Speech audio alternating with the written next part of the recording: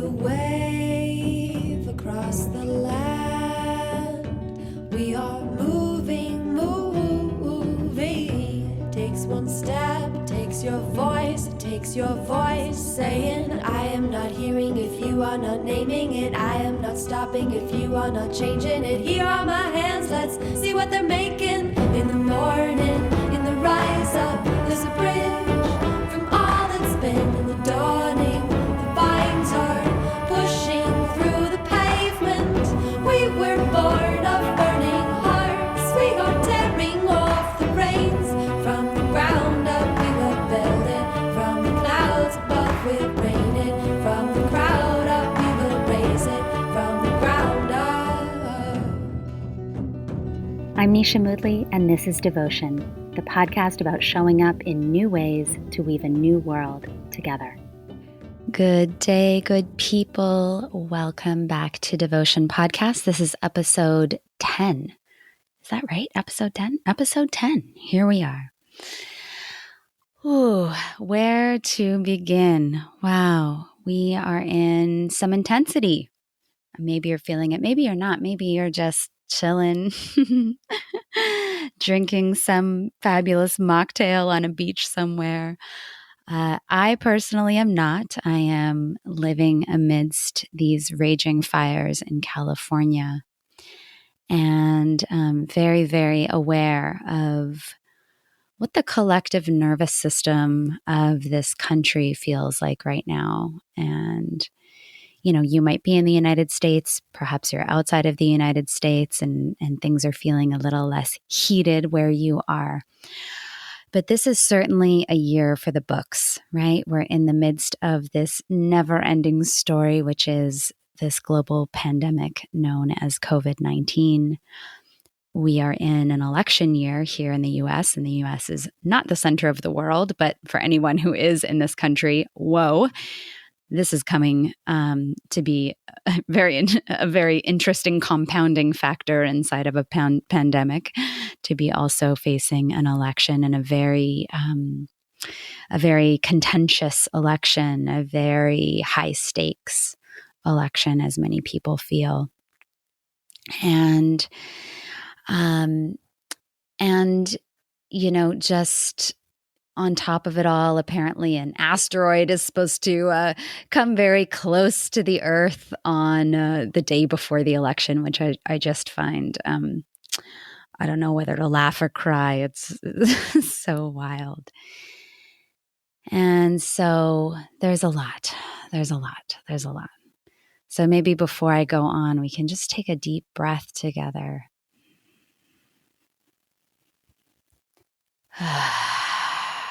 Because we all know that these things are happening. And even naming them, I felt my voice starting to shake for a moment.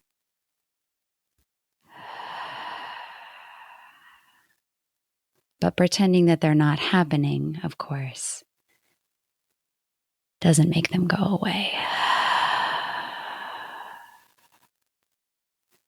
So I wanted to make this episode because there's so much going on. There's such heightened energy and intensity and tension and conflict for many of us, on top of the exhaustion of and isolation and, you know, financial hit that so many people are taking right now. And just a lot of conflicting information and conflicting perspectives, and a lot of different theories going around about what's happening and why it's happening and who's behind it and so forth. And so before we go on, I want to say that I am not inherently anti-conspiracy theories. I think that sometimes some conspiracy theories, as they call them, turn out to be, contain truths or be truthful. What I am against is lies and manipulation and propaganda. And what I find a really prime example is that there's a really, let's say, leading conspiracy theory, or I consider it to be propaganda, that closely matches the Nazi rhetoric in their time of power, where the Nazis called the Jews a cabal of Satan worshippers who harvested baby blood. If you want to learn more about that, you can research blood libel. But this lie ultimately justified, and I say justified in quotations because what could ever justify genocide, right? But it was used as a justification for the genocide of Jewish people that we all know as the Holocaust. And so, conspiracy theories, and I say that in quotation like that I actually experienced to be lies and propaganda, can have obviously tremendously dire consequences. So this is, for me, part of what motivated me to have this exploration with you today is that there's so much going on. So many of us are already so tender and feeling anxious, about money, about climate, about tensions, about the election in the United States, about whatever it is that might be going on in your own family or your own, life and your own relationships. And then on top of that, we have these wildly conflicting narratives and viewpoints. And we're already tender and kind of permeable, many of us. And so while I have some very strongly held, perspectives on these things, I'm also not here to tell you what to believe. There are many things where I hold tremendous complexity. And, I was just having a conversation with someone on Facebook, which I'm wondering whether or not I should do that very much ever again. You might be feeling the same way if you're on there. But he was challenging whether or not I hold complexity around everything or only the things that are convenient for me. And, what I shared and what I'll share with you here is that there are places where I am very firm in my stance. There is no one that will ever convince me that abusing children is justifiable, that it's okay, that it should be tolerated, or that there is ever a reason why that would be acceptable. I hold a firm stance around that, and I can hold nuance and complexity around understanding the various reasons why it happens, what might drive a person to do that, what kind of wounding or trauma they might be in, and also what do we do about that problem? How do we resolve it? What does the path forward look like? Is there a path of healing beyond retaliation or punishment? I don't know. So I can hold nuance and complexity around things and also have places where I have firm positions.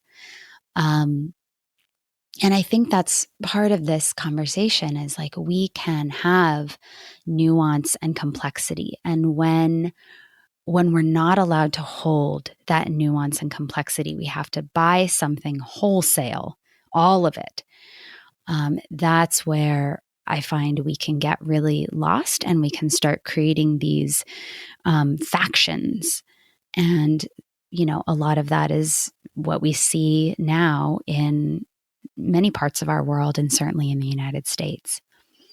So the ability to hold nuance and complexity and also to feel empowered to have firm stances around the things that we feel very clear and unwavering about. An example is my child is allowed to have big feelings. My child is, needs to run. My child is not allowed to run into traffic. I have a firm stance around that. We have a boundary. And also I can recognize this kid needs to run or this kid might be feeling something. So again, I'm not here to tell you what to believe. I think it's deeply valuable for us to free ourselves to hold complexity, to hold nuance, and also to find the places where we are more firm and clear. I really want to help us ground together so that we can steady ourselves in the face of all of this chaos and conflicting information and perspectives and sides, so that we as individuals and a collective can hopefully make it through all of this intact. You know, right now, I've really been thinking about this interesting parallel where America's psyche is reminding me a lot of my father as he was nearing his death. He went through this phase where he was extremely paranoid. And he was extremely paranoid and at the same time, very compelling in his arguments. So he would explain that the staff at the hospital were stealing his things. And he had these very detailed descriptions of who came in and where they took his stuff and how they had it locked up and what they had told him and all of this. And I mean, that stuff could happen in that sort of setting, right? He was at a hospital and then a nursing home. Like, I'm sure that there have been cases where, you know, residents or patients have had their things stolen. And it was all in a bag in his closet, you know, and I would talk to the staff and they were like, he said at one point he wanted me to take that thing away or he didn't want to lose it. And so we just kept piling these things into his closet. And right. So it was these distortions that he got into and these paranoias. And there were many, he had paranoias about other people in the family and so forth. And it was just part of his journey. And I see a lot of that in this American psyche right now, where it feels like we're slipping away from reality in a sense. And yet the arguments for these alternative facts can be very compelling. What is true? What is real? And so part of why I want to help us ground in here together right now is because if we're in energetic and emotional chaos or unsteadiness, our nervous systems and our minds can more easily be hijacked. And, you know, I'm really fascinated by, you know, everybody, of course, looks at Hitler as this, you know, horrible character in our human history. And I don't deny that at all. What I'm interested in is also how did the people of Germany come to follow him, those who did? And how did that happen? You know, we can be impressionable when we are deeply tender. We can be manipulated very much more easily, I think, when we're ungrounded. And, you know, in this time, as I mentioned, of, you know, political polarization and rampant conspiracy theories and climate crisis and escalating tensions, deep financial implications and social and emotional implications for a lot of folks around COVID. We are those tender people, many of us. We are those impressionable people. And so this studying of our emotions and our energy and centering of ourselves is really important. And so I think that, you know, in this time, I had a friend say to me recently, some kind of version of like, maybe this is all a good thing, right? Like the shadow is out. We're facing our shadow. And I could understand what she was saying, right? She's looking at this from like a very, very high bird's eye view. Like maybe this is all good. And I can hold space for that possibility on the grand scale. There's something unfolding here that we don't exactly know where it's all going to go yet and how it's all happening.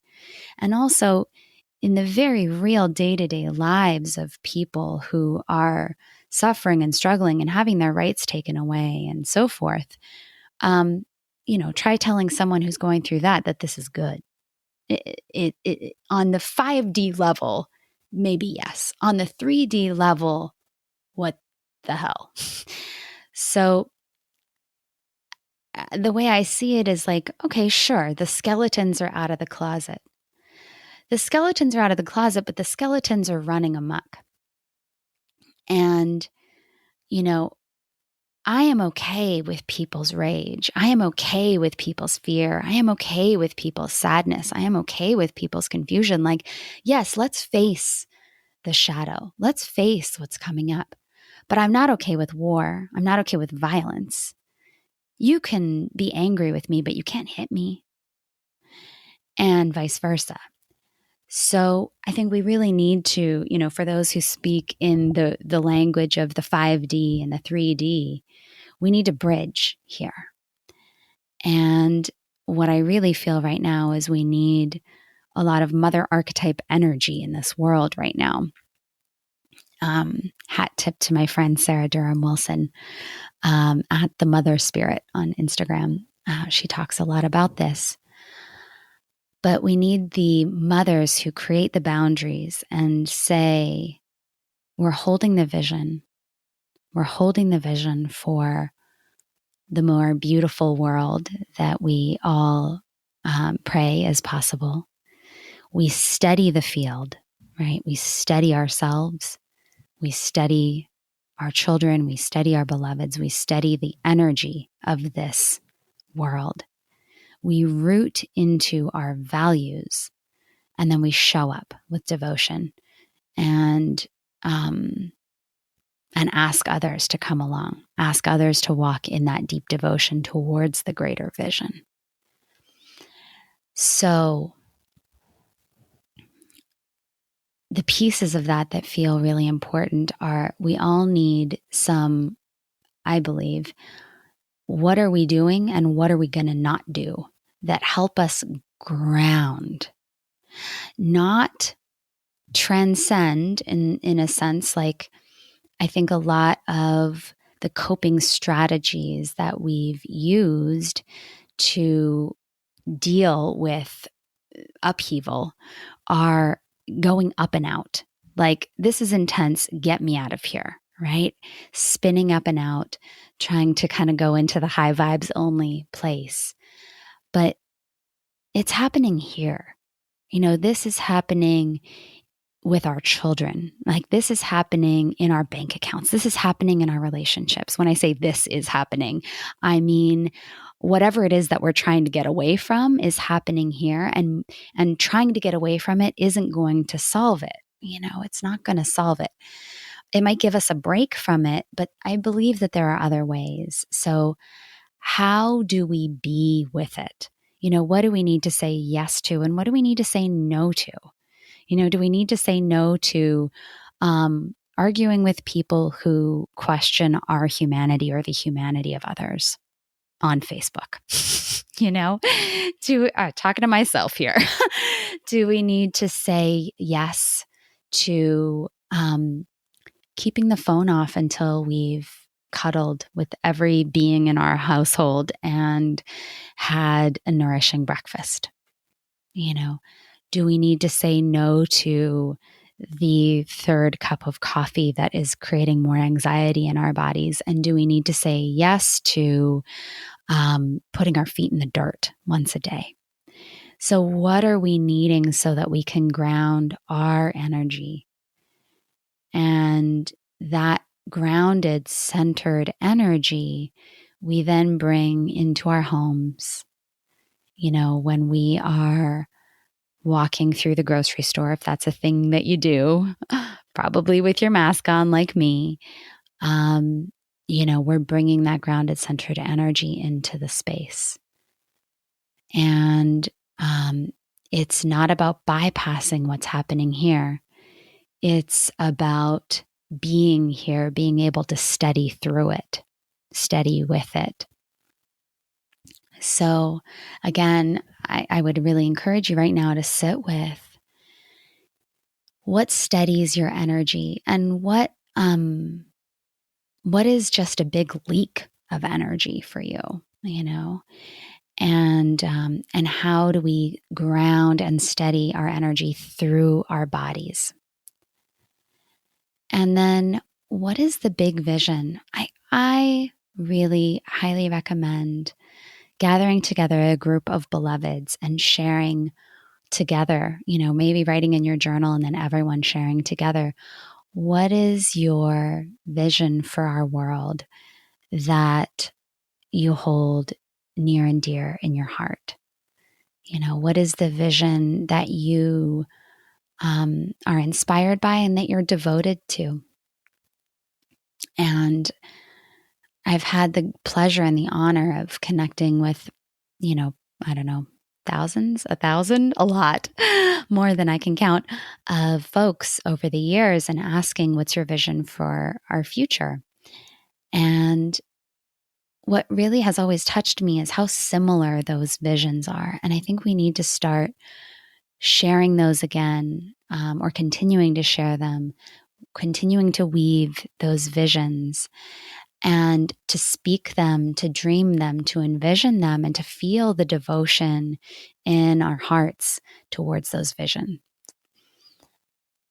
And then really asking ourselves, what are my values? As you are engaging with different theories or ideas or advertising or propaganda or however you relate to it or perceive it, is this really in line with my values? What are my deeper values here? And rooting into those values. For me, just to be quite frank, when I look at this unfortunate two-party system in the United States, it's like, okay, well, there are two choices. Which party most deeply aligns with my values? What are the policies that they actually support? And what are the policies that they block? And which one most closely aligns with my values? Which doesn't mean that it's perfect or that it's even fully invested in the vision that I'm holding. Actually, to be quite honest, I don't know, right? But which one gets closest to my values? Which one aligns most with my values? And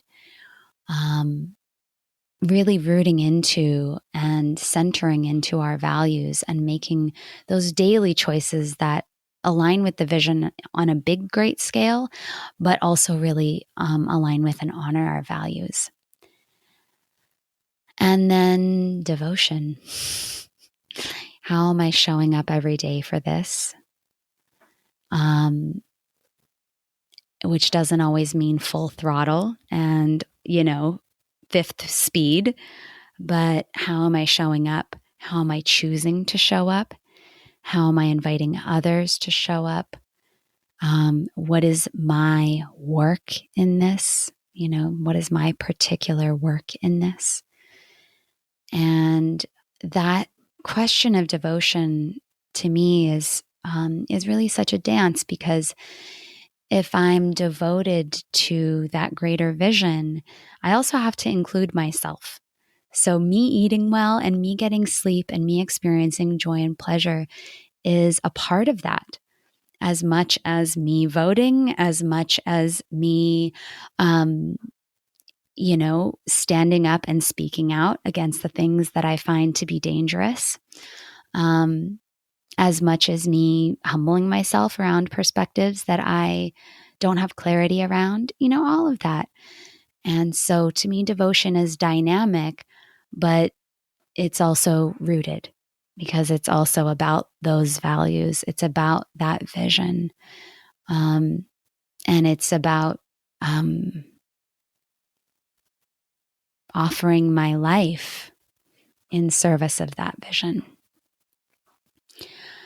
So I don't even know quite what I just said, but I hope that it's nourishing and helpful. Most of all, I really invite all of us to continue to or commit to studying ourselves, being that force of in and down instead of up and out, in and down steadiness all the time, nourishing foods as much as we can, snuggles, connection, pleasure, joy, breathing with the earth, putting our feet on the dirt, hugging the people that we love, getting into states and moving into states continuously where our minds and our nervous systems are not vulnerable to hijack and manipulation. And then entering into considerations, theories, and so forth from that deeply steady place. And then noticing when we start to get jacked up, spun out again. And that's the time to pause and go back in and down and notice, is this aligning with my values? What is going on here? Is this designed to get me revved up or what is happening? So much more to say on this, but this is a beginning. Thank you for listening. And I send you all so much love, so much love. Hey everyone, before we head out today, I have an invitation that I'm really excited to bring to you. So if you've been feeling the intensity of these times, but you're also feeling your own devotion to showing up in your own unique ways with your own unique gifts, now and always, I have a free workshop coming up called Embody Your Leadership. So in this workshop, we're going to connect as a community who is devoted to giving our unique gifts in service of a more liberatory and regenerative future while showing up in nourishing ways, which means we're devoted to showing up in ways that don't burn us out, that don't kill our relationships, and that allow for pleasure in our lives. And to show up in all the ways that really matter for us, for our world, for the collective. And in the workshop, we're going to discover your own personal North Star, which is one of my favorite ways to connect with a very rooted inspiration at any moment and give me access to deeper clarity, deeper focus, and more resilience, even and especially when things feel hard. As a mom, when I have had a long night or a pretty sleepless night, or when my kid and I are going through something, or when work is just feeling difficult or the world is feeling super intense, this North Star for me is the thing that keeps me or allows me to come back to feeling really grounded and clear and focused. I'm also going to share some of my favorite tools for working with anxiety and overwhelm, and that especially in those times where I'm stepping up in bigger ways, right? Using my voice in a bigger way or working on new projects like this podcast, or when the fear of doing it wrong, making a mistake, messing up feels especially intense. We'll also have an opportunity to identify some of the bigger hangups that are preventing you from seeing and honoring and giving your gifts fully. And we all have these hangups. So we're going to talk about them, and we're also going to talk about what to do about them.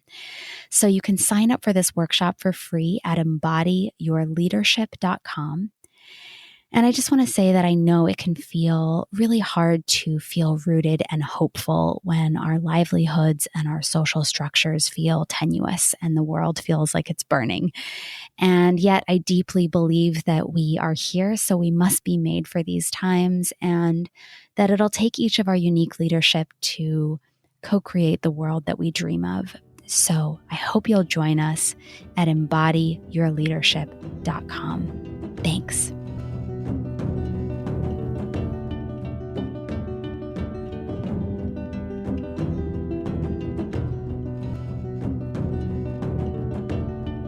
Thank you so much for being here, beloved. I want to extend my heartfelt invitation for you to join our podcast Inner Circle for free at devotionpodcast.com. You'll receive access to show notes and free bonuses, including my favorite guided meditation when you sign up. If you loved this episode, please share it, subscribe, and I'd be so grateful if you would leave a review. Our mixing and sound design is by Lou Janot, brand design by Neverland Studio, episode images by Liv Haddon, and our theme song is From the Ground Up by Ayla Nerio. Thank you all, and thank you so much for being here. I'm so grateful, and I'll talk to you soon. We were born up in a clouds above, we're raining. From the crowd up, we were raising. From the ground up, we were building. From the clouds above, we're raining. From the crowd up,